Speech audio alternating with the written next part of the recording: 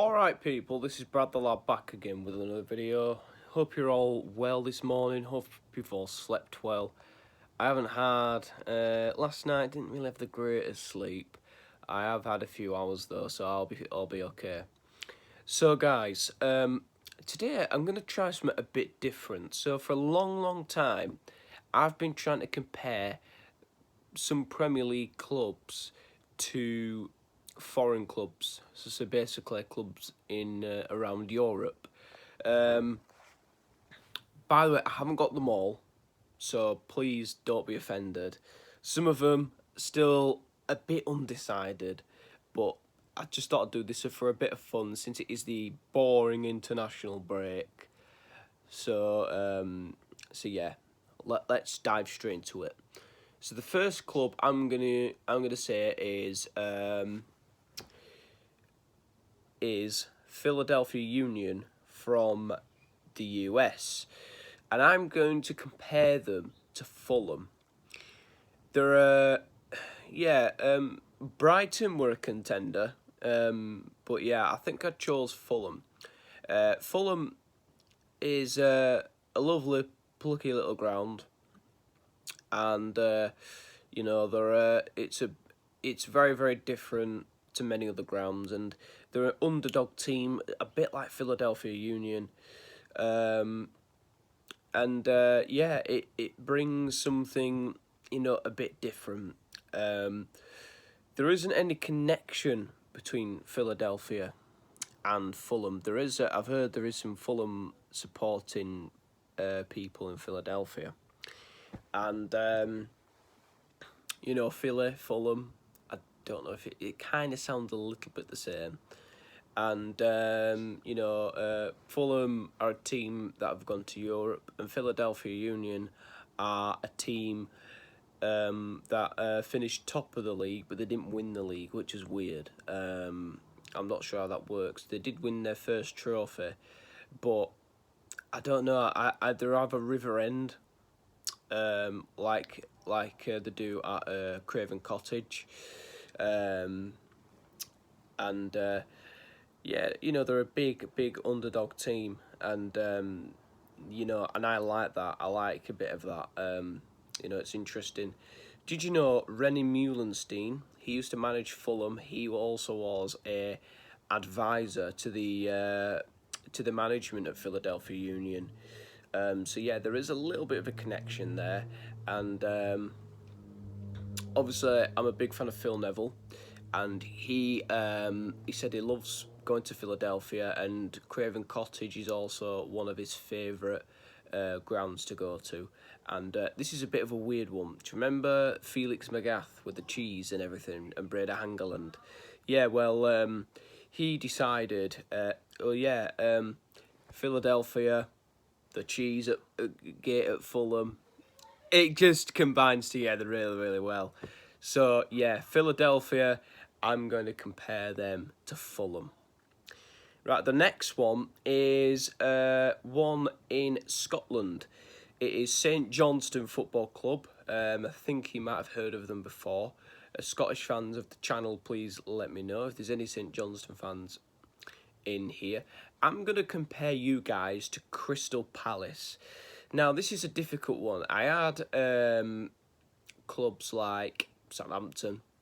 I had West Brom on my radar as well, but I don't know, I'm going to go with Crystal Palace. I think Palace, there's a difference between Palace and St Johnstone. Palace have never won a trophy, a domestic trophy in their club history. St Johnstone have. They've won twice. One in 2014, the Scottish Cup, and this year, the 2021 Scottish League Cup, beating Livingston by a 0-0.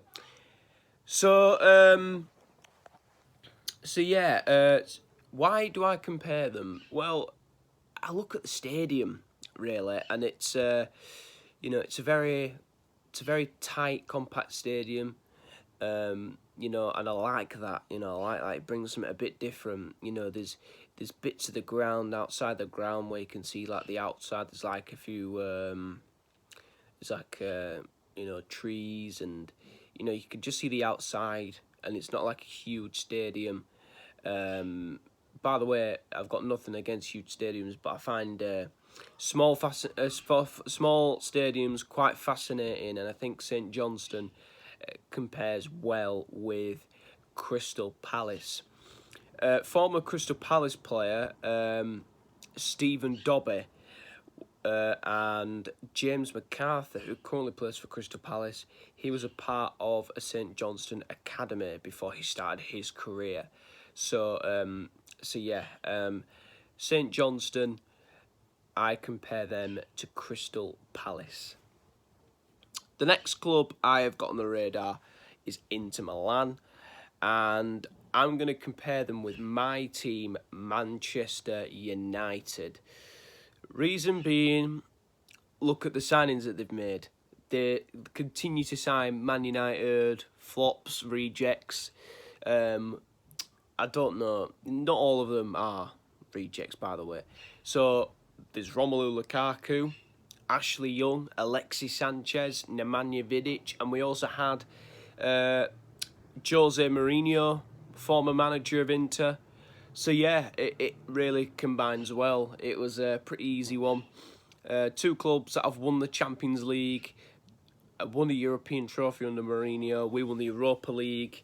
But yeah, it's. I think that one was a pretty easy one. If I had any contenders, I'd probably go someone like West Ham or Leicester or someone. I don't know why, but those are amongst my thoughts. But Manchester United just seems right. Okay, the next comparison is right. This might be a bit of a controversial one. Because people might be screaming at this screen going, Brad, you absolute idiot, what about Wolfsburg or possibly a Portuguese team? And I understand what you mean there, but I'm going to compare Werder Bremen, I don't know how the accent looked there. They're a team I've paid a bit of interest in recently, because it used to be a big Champions League club, and it's not been great for them. I'm going to compare them to Wolves. So, reason being is, I wasn't alive for when Wolves were competing in Europe, but I've heard they're a big club, and they want to get back to those good times. I think Werder Bremen would like to get back there too. Werder Bremen, Southampton again, another contender for that, because when you look at, they have produced some of the greatest talents in football. Some of them have been loans, but I count loans, because they might have made their name, their impact at that club. You never know. So Kevin De Bruyne, Mesut Ozil, Tahith Chong. I don't know if he's made an impact. He didn't really make many starts there. But Per Mertesacker, I used to look at like the 2006-07 season, and I found out in the Champions League that Chelsea played Werder Bremen in a Champions League game on a Wednesday night, and Werder Bremen won 1-0 thanks to a goal from Per Mertesacker. I'm like, oh wow, that was Per Mertesacker before I moved to Arsenal. That must have been the club that, and then they go on to make these big steps like Mesut Ozil, Real Madrid, Arsenal. Kevin De Bruyne went to Wolfsburg and then Manchester City. That's why Southampton were possibly contenders, because they've produced some wonderful players over the time as well. But I'm going to go Wolves. I think probably I should compare them to Portugal or Wolfsburg, but yeah, that's what I'm going to go with, because I think they're a big club and they're trying to get back to the big time, and they're trying to, and I think the atmosphere is a bit quite similar too. Please let me know what you think in the comments below, but yeah, that's my thoughts and feelings on it. The next one is Liverpool. Yeah, and I'm going to compare them to Juventus. Well, it's supposed to be Juventus and Liverpool. I think when I think of Inter, Man United, I think Inter versus Juve is very similar to Liverpool, Man United. Both clubs hate each other.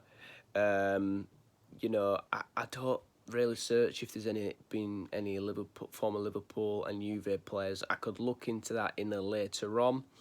But yeah, I think that's how I compare them. And Manchester City, I'll compare them to AC Milan. Now, I notice AC Milan have faltered over the years. It has been a bit of a downward spiral for them, but they are still a huge club in amongst the Champions League. And you might be thinking, what about Bayern Munich? Yeah, they were a contender. I will admit that, but I think I'm going to compare them to AC Milan just because it fits the rivalry thing, and I don't want to overcomplicate it. So yeah, that's a whole situation on it there. So yeah, those are my football team comparisons. Please let me know what you guys think. If you have any suggestions, if you have any versions of your own in these comments, please let me know in the comment section below. This has been Brad the Lad. I shall see you all soon. Goodbye.